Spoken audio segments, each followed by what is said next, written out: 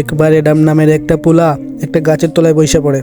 তখনই এডামকে একটা পোলা বলে, ভাই ভাইয়া ওই গ্রামে কখনো যাইও না, কারণ ওই গ্রামের ভূত পেপসি চাইতে। এডাম ওই পোলারে পাগল মনে করে সামনে আগাতে থাকে।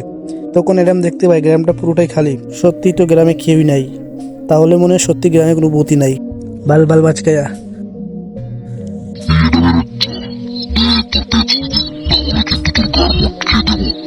বুঝছি আমার গার মটকেন না, এই নাও আমার পেপসি, কিন্তু আমারও একটু দিও গাইস। তারপর যা হলো সেইটা দেখার আগে বন্ধুরা, আমার মনে হয় কি আমার ফ্রি ফায়ার গেমটা খেলা ছেড়ে দিতে হবে।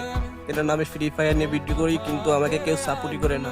তো প্লিজ গাইস, আমার এই ভিডিওতে একটা লাইক আর একটা সাবস্ক্রাইব করে দিন, আর কমেন্টে বইলা যান আপনারা কতদিন থেকে ফ্রি ফায়ার গেমটা খেলেন। আমি দেখতে চাই আমার সাবস্ক্রাইবাররা কতদিন থেকে ফ্রি ফায়ার গেম খেলে।